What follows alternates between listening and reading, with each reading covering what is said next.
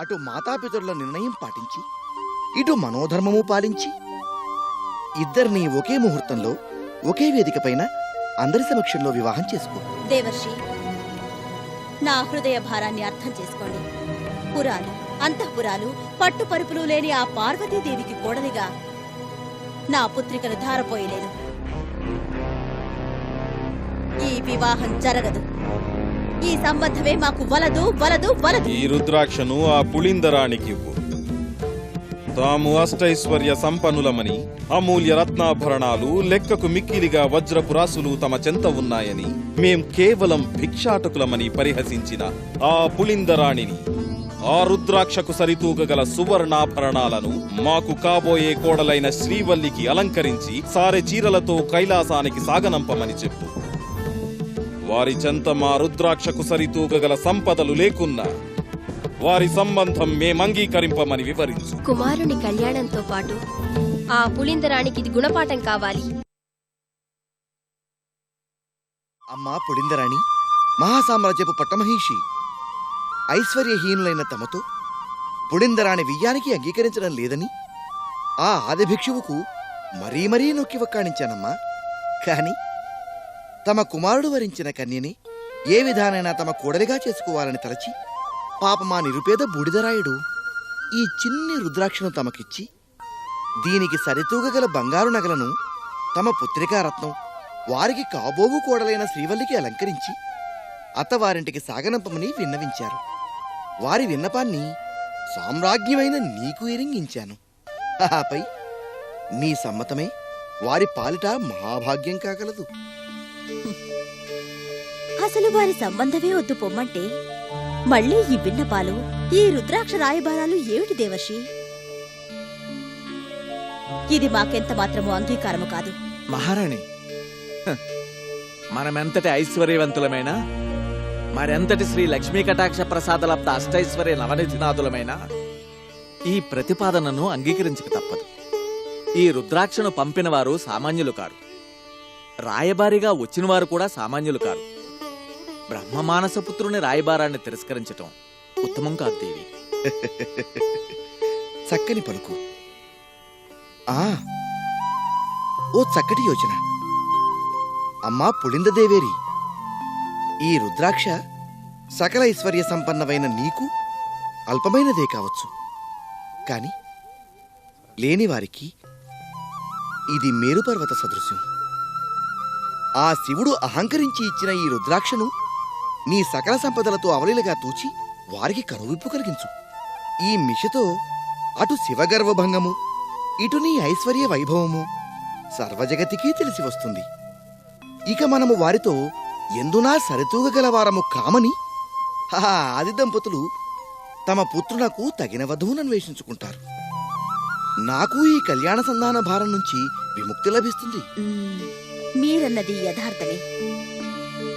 ఈ రుద్రాక్ష తులాభారం కారణాన మా ఐశ్వర్య వైభవం, మా సంపదల విశిష్టత సర్వులకు తెలిసి వస్తుంది.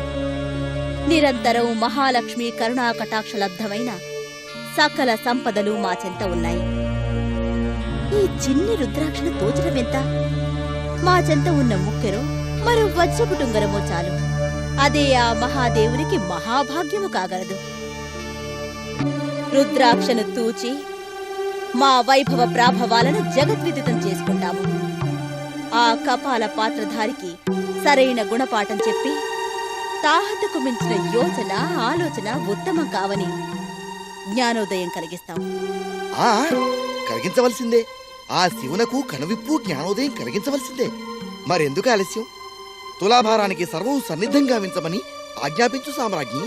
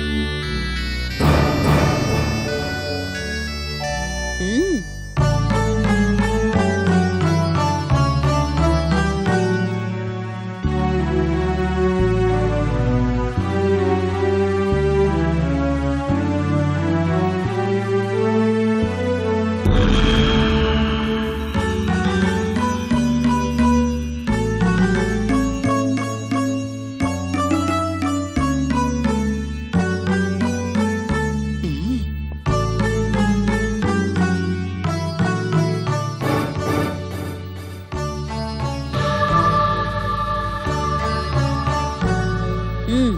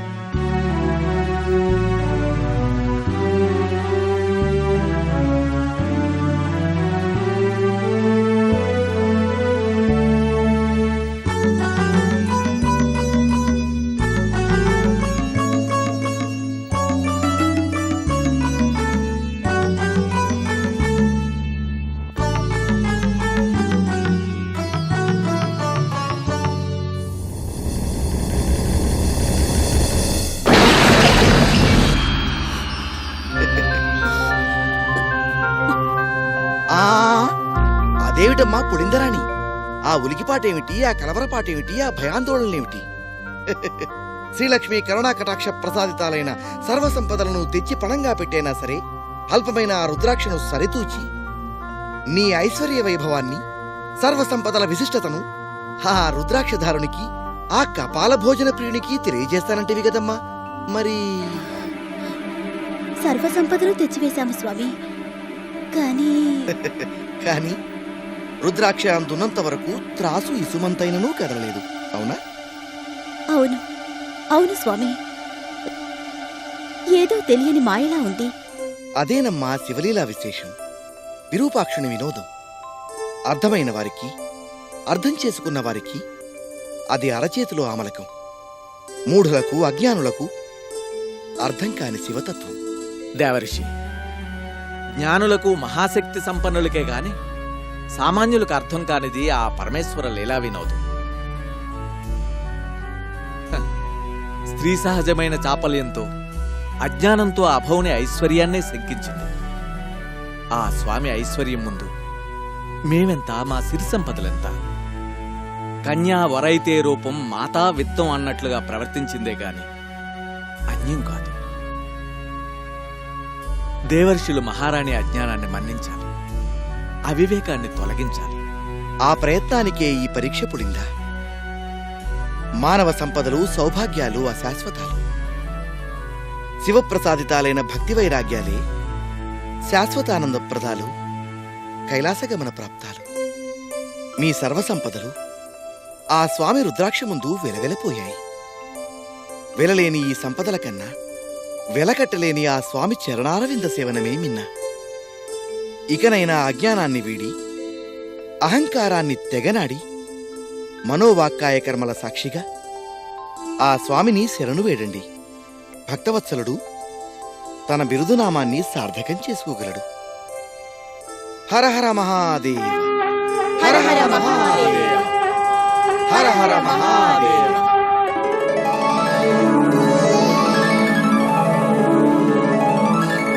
విశ్వరూప, విశ్వంభర, విశ్వనాథ, పాహిమాం పాహిమాం, రక్షమాం రక్షమాం.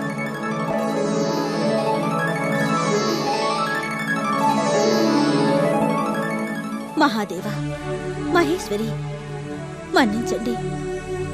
అజ్ఞానాహంకార చిత్తంతో ఇసుక రేణువుల వంటి అశాశ్వత సంపదలను చూసి అసదృశమైన తమ మహిమా సంపదను, మహామహిమాన్విత విశేషతను గుర్తించలేకపోయాను. త్రికరణ శుద్ధిగా శరణు వేడుతున్నాను. నా తప్పులను మన్నించి, ఒప్పులుగా భావించి, తృణ సమానులమైన మాతో బియ్యానికి అంగీకరించండి. నిరంతరం తమ చరణారవింద సేవ చేసుకునే భాగ్యాన్ని కలిగించండి. తథాస్తు. పులిందరాణి, తెలిసి చేసిన, తెలియక చేసిన మా నామస్మరణం భక్తుల సర్వ పాపాలను, సకల కల్మషాలను తొలగించి పునీతులను చేస్తుంది, పుణ్యలోక ప్రాప్తిని కలిగిస్తుంది. నీవు మా ఐశ్వర్యాన్ని శంకించిన, నిరంతరం మా నామస్మరణే కావించినావు. నీ అజ్ఞానం మా రుద్రాక్ష మహిమను సకల లోకాలకు తెలియజేసేలా చేసింది. ఇది మా లీలా వినోదంలో ఆణిముత్యమై శోభిస్తుంది. రుద్రాక్ష ధారణతో సర్వులు తరిస్తారు, సకల ఐశ్వర్యాలు వారిని వరిస్తాయి. మీరు ఆశించినట్లు మీ కుమార్తె మా కోడలు కాగలదు. అంత్యాన మీ దంపతులకు శివసాయుజ్యం ప్రాప్తించగలదు. ధన్యురాలను దేవా, ధన్యురాలను. అమ్మా జగన్మాత, జగదానంద సంధాయినివైన నీతో 1000 మంది నీకు వియ్యపురాల్ని కాగలగడం నా పురాకృత సుకృతం. నేనక నేను చేసిన తప్పిదాలను మన్నించి మా కుమార్తెను ఆదరించి ఆశీర్వదించు తల్లి. పులిందరాణి, అయిన వారమై వియ్యమొందే వేళ మన మధ్య ఈ క్షమాపణలు మన్ననలు ఏమిటి? మానవులే అయినా అనితర సాధ్యమైన శివకరుణకు పాత్రులైనారు. కోరకనే ఆ స్వామివారి ప్రతిరూపమైన రుద్రాక్షను కానుకగా పొంది దేవదానవ యక్ష కిన్నెర కింపురుషుల కంటే ఉత్తములై మానవ జన్మకు సార్థకం కలిగించారు. సర్వం స్వామివారి చిద్విలాసం. ఇకపై భేదాలను విభేదాలను విడిచి వారి చరణాలను ఆశ్రయించండి. జన్మరాహిత్యం సిద్ధించగలదు. శుభం భూయాత్. హర హర మహాదేవ, హర హర మహాదేవ, హర హర మహాదేవ.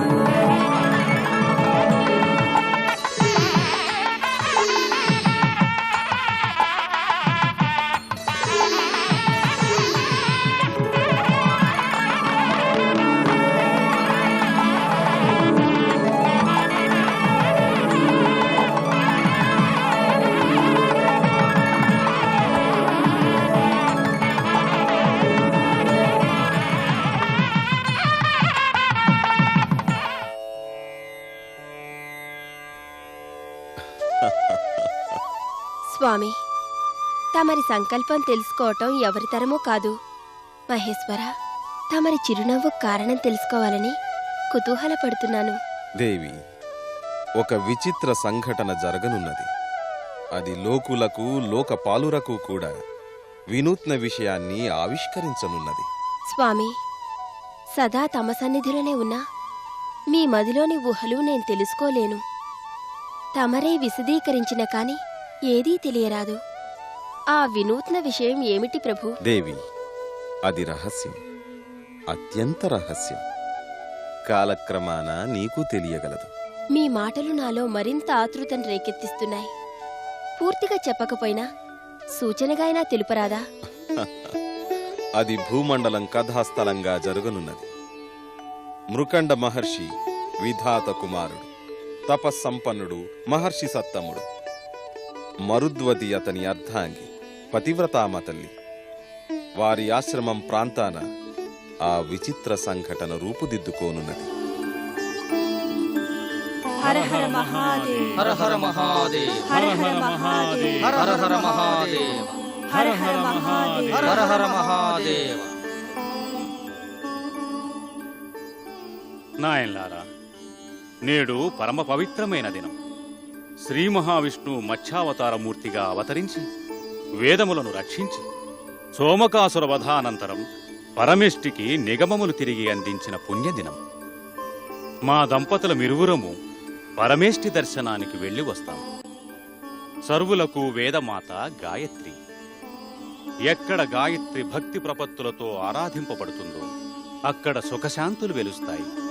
బ్రహ్మ 4 ముఖాల నుంచి 6 అక్షరాలుగా 24 అక్షర సంపుటిగా వెలువడింది గాయత్రి. ఆహా, లోకాల లోకస్తుల శాంతజీవనానికై గాయత్రిని ప్రసాదించిన పరమేష్టిని దర్శించటం మా కర్తవ్యం. మరుద్వతి, అతిథి అభ్యాగతులకు ఏ లోటు రాకుండా అన్ని ఏర్పాట్లు చేశావు కదా? సకలం సిద్ధం చేశాను స్వామి. మనం ఇక్కడ లేకున్నా వచ్చిపోయే వారికి నిత్యానుష్ఠానాలు, భోజన భాజనాదులు చక్కగా సాగేలా ఏర్పాటు చేశాను. సంతోషం. ఇక మేము వెళ్ళొస్తాం. మంచిది గురువరా. శుభం.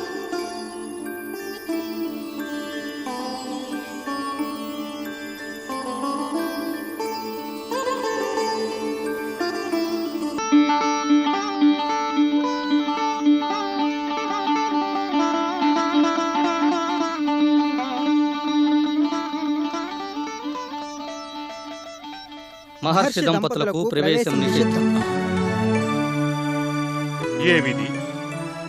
ఏమి ఈ అవినయం?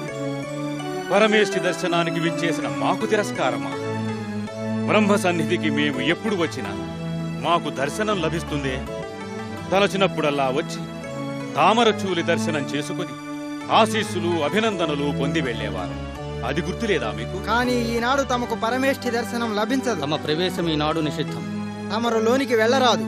కాని ఈనాడు పరమ పవిత్రమైన తిథి, మత్స్యావతారమూర్తి అవతరించిన పుణ్యదినం. నేటి పరమేష్ఠి దర్శనం సకల శుభావహం. పితామహుని దివ్యాశీస్సులు ఆశించి వచ్చాం. మాకు ఆశాభంగం కలిగింది. ప్రతిదానికి ఒక కారణం ఉంటుంది. నిష్కారణంగా విధాత ఈనాడు మా రాకను నిషేధించరు కదా. పుణ్యమూర్తులారా, కమలాసురుడలా ఎందుకు శాసించారో అది తెలియచెప్పండి. తమకు సంతాన భాగ్యం లేని కారణాన నేడు మీకు దర్శనం నిషేధించారు.